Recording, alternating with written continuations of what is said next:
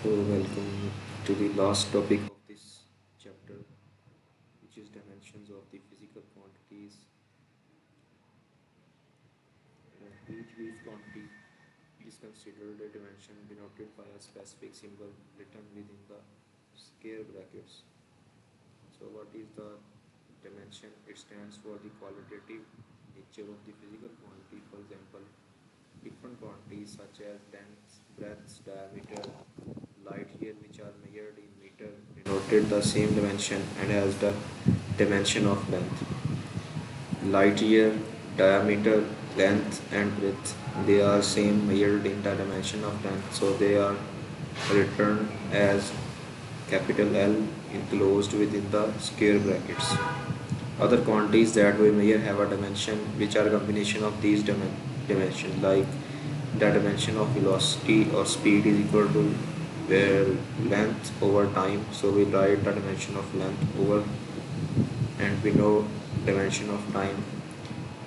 Further we can write lt minus 1, then we will combine both these one to get a combined dimension of speed.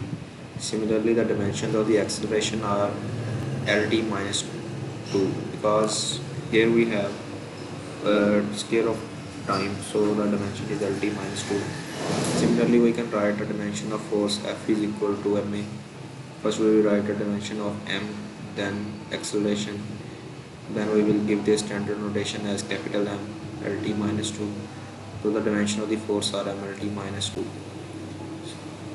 So using this method of dimensions called the dimensional analysis, we can check the correctness of a given formula of an equation, or we can derive it.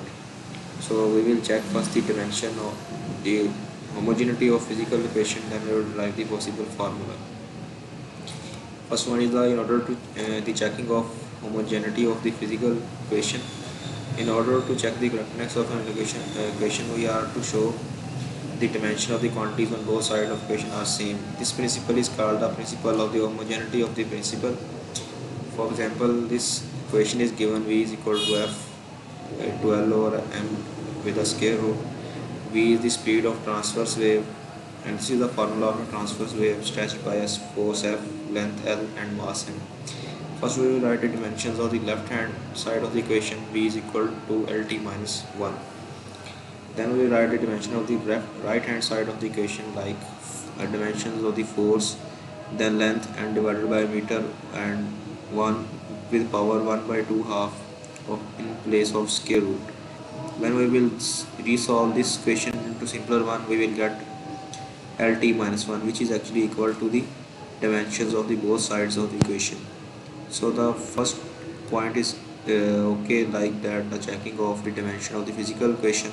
Since the dimensions on the both sides of the equation are same, the equation is dimensionally correct.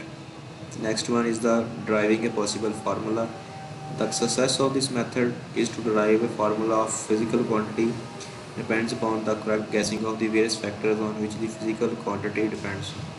For example, this example we will discuss in our next video. This is all from this video.